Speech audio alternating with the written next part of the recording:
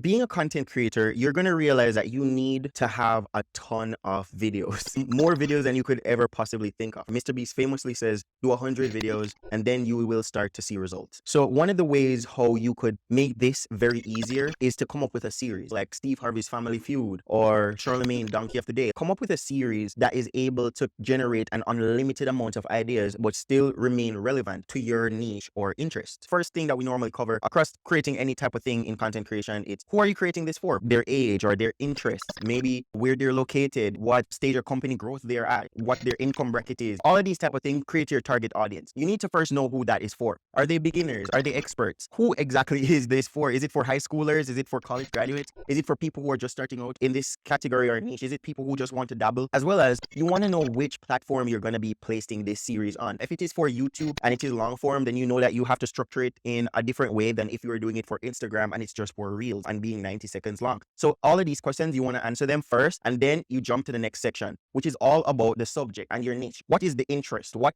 exactly is this about? Is it organic marketing? Is it makeup? What exactly are you good at? That is what you really want to focus on here. What is the interest that you're trying to nail down? What exactly are you trying to get people to know more about, or what topic are you trying to drive value into for this show? And you want to talk about, are there subtopics to the show? It would be great if there are subtopics. Like for example, in organic marketing, there are tons of subtopics. There is learning about content creation. There is learning about the skills of organic marketing. There is books that are in this field. There are tons of ways that you could take it. And it is very important to learn about the subtopics in your niche or in your interest, because that way you will have a wider range of ideas for your shows. Are you an expert in this field? A lot of people know more about their interest than they actually do. Like, you should not be comparing yourself to the gurus of your industry. You should be comparing yourself to a layman, someone who knows nothing, because that is normally who will be learning from your content first. If you're doing makeup, do makeup videos and start off with the basics. People who know nothing about makeup, they want to learn about wings, they want to learn about eyeliners, you're in engineering, you want to talk about this, the very basics of what you're talking about first,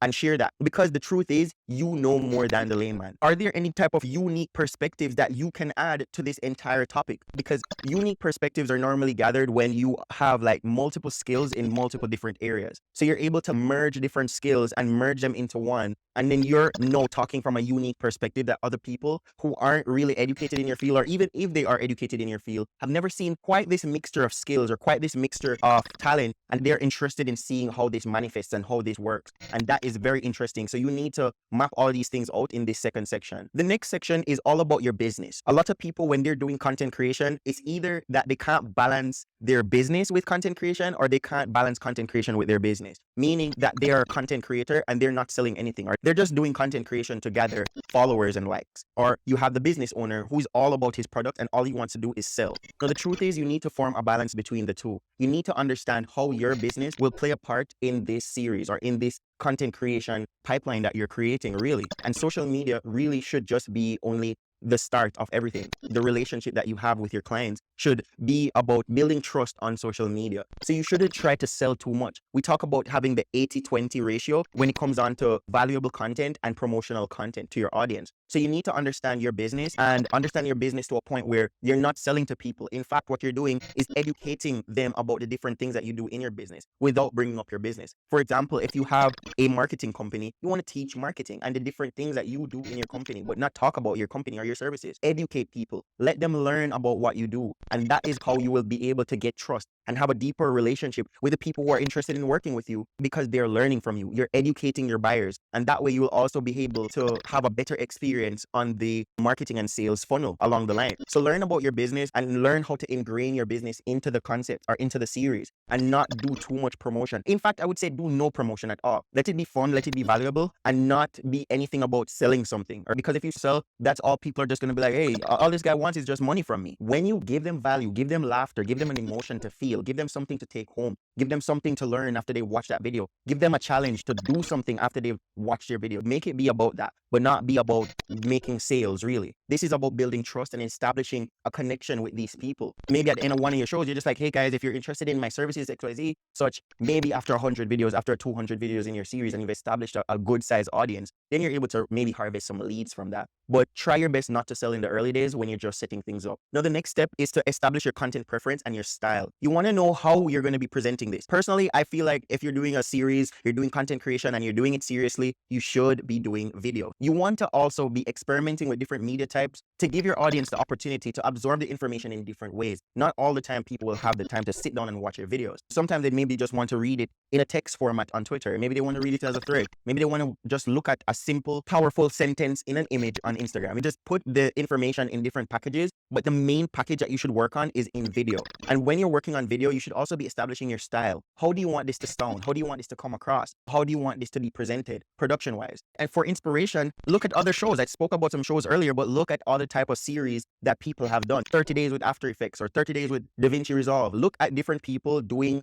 different series and look at what you like. I'm not going to say copy everything that you see out there, but look for inspiration in terms of their style, the tone, the different nuances of the production and the different facets. And then you put all of that together and form something that is unique and your own. The next point, it's all about engagement and interaction. The purpose of social media and the purpose of your show is to build a community. It's to build an audience. So whenever you're trying to build a series or build a show, you need to also make sure that you're putting in a part that is all about interacting with the audience. Like, for example, I spoke about Breakfast Club earlier. They have an entire segment that people can call in and talk. Maybe you want to just, tell people that they should just comment down below. You want to talk about maybe giving a question, and then next week you'll collect some comments that you get from people, and then they will be able to be featured in the next video. But come up with a way in which the audience is able to interact and play a part in the entire series. Because again, you want to be building a closer bond with the people that are watching your videos and consuming your content. That is what this is all about. It's about building a massive audience, but not just all about being a massive audience, but being a very connected, interested, and engaging audience. You want the people to support you and you to be supporting them, providing them with continuous value, continuous support, and continuous entertainment. Make sure that you're posting and you're giving them content on a frequent basis. You want to make sure that you have a high posting volume. You want to make sure that your quantity is very high.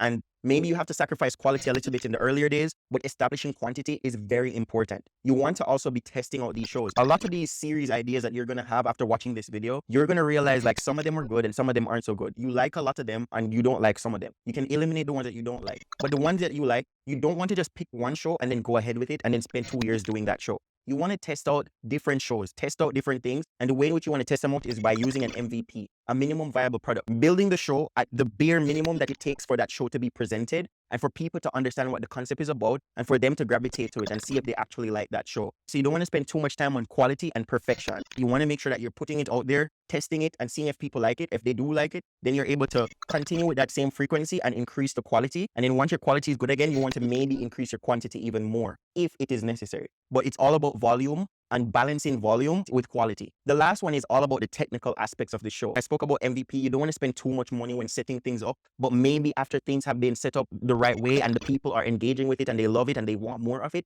then you can put more of a budget on it. It's best to put a budget down. If your budget is $0 to start the show off, I think that is great. If your budget is small, then that is great as well. Sure. But it should not be a big budget when you're just starting off this show, because it doesn't matter how big you are or who you are. You always want to start off with a minimum viable product, because doing a big thing, it talks about your speed and the rate at which you're able to adapt and change to a new show. You don't want to be too tied in to a show too early. You want to be testing out different ideas with people and seeing which one works. You want to look at the equipment that you have available to you. Are you using your phone? Do you have a camera? Do you have a mic? Do you have a laptop to edit on? Do you have a PC? Do you know how to edit? Do you have a proper editing software? All of these questions are the technical questions that you want to answer at the end of all of this, and look at the requirements that each show require, and then you will then eliminate what needs to be eliminated or prioritize the shows that are easier and take less funding and less effort to be produced and get the ball rolling. These are the simple ways that you're able to start a show. Now, if you stuck with us and watch all of this video, then I'm going to assume that you are interested in this. I created a YouTube series questionnaire. Now, you can use this to create actually any type of series or show that you want for social media. What I would advise you to do is you can find it in the link down below.